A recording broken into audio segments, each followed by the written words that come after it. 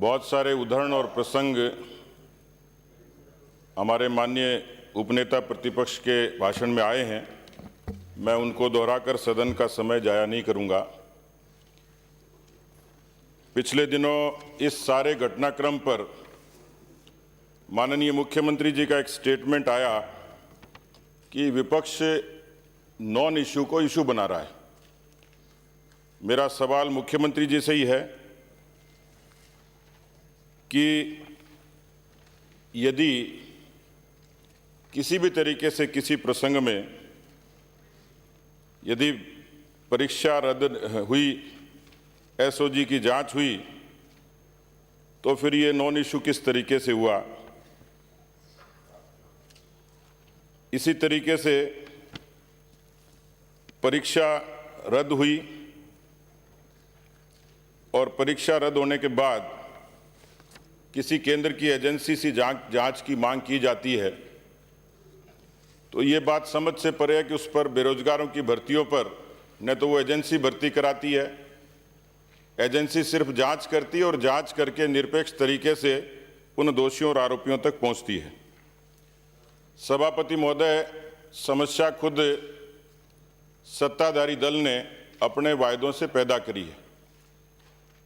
भाषणों में भी और जन घोषणा पत्र में भी बार बार इस बात पर जोर दिया गया कि यदि हमारी सत्ता आएगी तो हम राजस्थान के लाखों लोगों को, बेरोजगारों को रोजगार देंगे।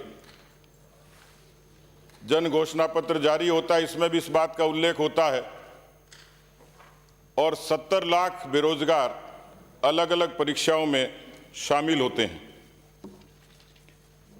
और नौकरियां महज मिलती हैं उस दौरान 48,000 लोगों को। अभी पिछले 3 बजट में कुल 1,78,000 भर्तियां निकालने की घोषणा पिछले 3 बजट में हुई। इस प्रकार 3 वर्ष में राज्य सरकार ने कुल 67,429 पदों पर भर्ती निकाली, जिसमें रीट का लेवल 2 का पेपर रद्द होने के बाद 50,000 भर्तियां बचती हैं। अभी असत्य इसलिए पकड़ा जाता है कि महामहिम राज्यपाल के अभिभाषण में ये कहा गया, 2022 और 23 के अभिभाषण में बताया कि 1 लाख से अधिक पदों पर नियुक्तियां दी जा चुकी और 94,000 पदों पर भर्ती प्रक्रिया विचाराधीन है। 3 साल में 1 लाख लोगों को कैसे दे दी, इसका कोई जवाब अभी तक सरकार ने दिया नहीं। और 3 साल में जेईएन, कांस्टेबल, लाइब्रेरियन, रीट, पटवारी, एसआई, इनकी सारी भर्तियां पेपर आउट होने से रद्द हो गई और 15 से अधिक भर्तियां प्रशासनिक और अन्य कारणों से रद्द हो गई। ये सरकार के कामकाज की एक वानगी है। 30 लाख ऐसे बेरोजगार हैं जिनको ये भरोसा था कि उनको बेरोजगारी भत्ता दिया जाएगा। सरकार सिर्फ 1.5 लाख को देती है और उसमें भी एक कंडीशन लगा देती है कि आपको अप्रेंटिसशिप करनी पड़ेगी, इसमें ड्रेस पहन के आइए और डिपार्टमेंट्स में अपना काम कीजिए।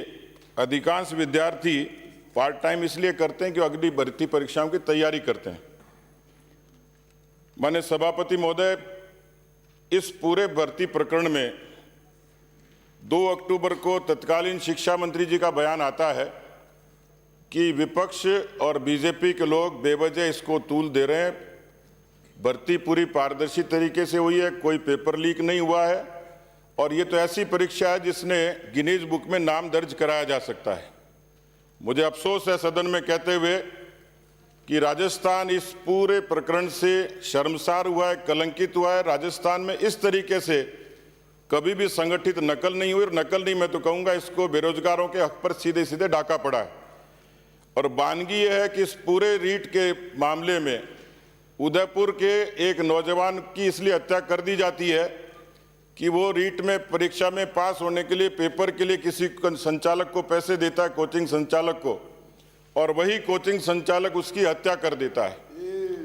रानीपुरा के लोकेश मीणा की सुसाइड और उससे जितने जुड़े हुए तथ्य हैं उसकी यदि ठीक तरीके से जांच की जाए तो मुझे लगता है बहुत लोगों तक आंच आएगी।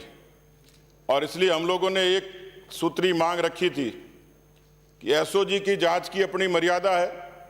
एसओजी मंत्रियों और मुख्यमंत्री से पूछताछ नहीं कर सकती, इसलिए कोई निरपेक्ष केंद्र की एजेंसी इसकी जांच करे, ये निवेदन हम लोगों ने किया था।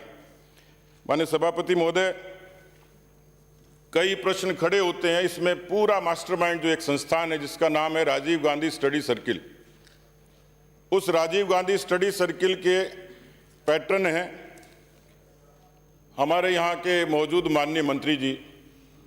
वो उदयपुर में एक सहयोग संस्थान का फीता काटते हैं जो कोचिंग चलाता है। उस राजीव गांधी स्टडी सर्किल से जुड़े हुए तमाम पदाधिकारी आयुक्तालय में भी नौकरी करते हैं। वो लोग प्राइवेट लोग हैं और उनको इस तरीके से अलग अलग जगह अलग अलग भूमिकाओं में रखा जाता है। अभी तक जितने पेपर होते थे कोषागार में रखे जाते थे। संकुल में रखने की योजना क्या थी? सीसीटीवी कैमरे क्यों नहीं लगाए गए? और उन राजीव गांधी स्टडी सर्किल से जुड़े हुए उन प्राइवेट लोगों को इस परीक्षा का समन्वय क्यों बनाया गया पूरे प्रदेश भर में? ये भी जानना चाहेंगे कि जिन्होंने ये कहा कि इस पूरी भर्ती प्रक्रिया राजनीतिक संरक्षण में हुई है, वो श्रीमान जारोली हैं का? जो डॉक्टर बनय सिंह हैं, जो राजीव गांधी स्टडी सर्किल के उसके हिस्से हैं और इस पूरे प्रकरण के मास्टरमाइंड हैं, उनको बराबर हमेशा आयुक्तालय में पोस्टिंग क्यों दी गई? वो बनय सिंह कहाँ है? उनके बयान किस तरीके से लिए जाएंगे? क्या वो खुलासा करेंगे? तो माननीय सभापति महोदय, मुझे लगता है कि ये कंट्राडिक्शन यहीं पैदा होता है कि तत्कालीन शिक्षा मंत्री ने कहा कि कोई पेपर लीक नहीं हुआ और जो ऐसी बात करते हैं उसको जेल में डालो। उन्होंने भी कहा कि बीजेपी अपने तथ्य प्रस्तुत करे, हम किसी भी एजेंसी से जांच कराने के लिए तैयार हैं। एसओजी की मर्यादा छोड़ दीजिए। यदि आप तैयार ही हैं तो मुझे लगता है कि यदि ईमानदारी से इसकी निरपेक्ष जांच हो जाए तो देश में ऐसे कई उदाहरण हैं कि उन प्रदेशों के मुख्यमंत्रियों पर रहे व्यक्तियों को और उनके खानदान को भी जेल जाना पड़ा है। मैं इस सदन में आपसे निवेदन करना चाहूंगा, सरकार से भी और सदन के माध्यम से भी, कि राजस्थान के लाखों करोड़ों बेरोजगारों पर कुठाराघात करने वाले इस पेपर लीक के, इस पेपर के डाके के निरपेक्ष तरीके से जांच होनी चाहिए, सक्षम एजेंसी से होनी चाहिए। और मैं गुजारिश करूंगा कि यदि ये जांच निरपेक्ष होती है इसमें सब लोगों को, क्योंकि ये उन लोगों से जुड़ा हुआ सीधा सीधा मसला है, राजस्थान के करोड़ों परिवारों से जुड़ा मसला है। ये केवल किसी एक परीक्षा, एक व्यक्ति से, किसी जाति बिरादरी से, किसी दल से संबंधित नहीं है। और ऐसे मसलों पर दल से ऊपर उठकर भी मुझे लगता है कि उन करोड़ों बेरोजगारों के भविष्य के लिए ईमानदारी के साथ, ताकि कोई भविष्य में इस तरीके की कार्रवाई करने की हिम्मत नहीं करे। ये सिलसिले हो सकता है पहले भी हो, लेकिन छोटे परिमाण में थे, उसके बाद से, लेकिन 2019 के बाद लगातार 29 दिसंबर को परीक्षा पुस्तकालय अध्यक्ष की हुई, 25 सितंबर को पुस्तकालय अध्यक्ष ग्रेड 3 की हुई, जेईएन की हुई, 23 अक्टूबर को पटवार की हुई, राजस्थान उपनिरीक्षक की हुई, 14 सितंबर को फिर एसआई की हुई, रीट 21 की हुई और 26 सितंबर को वापस रीट 21 की हुई। इसमें इन सारे प्रकरणों में अधिकांश लोग तो फरार हैं, बहुत सारे मामले लंबित हैं। मुझे लगता है कि कोई न कोई स्वतंत्र एजेंसी जो निरपेक्ष तरीके से जांच करे, ताकि राजस्थान के और लाखों बेरोजगारों को भी न्याय मिले, उनके परिवारों को ये संबल मिले कि कहीं न कहीं प्रकृति न्याय करती है, कहीं सत्ता न्याय करती है।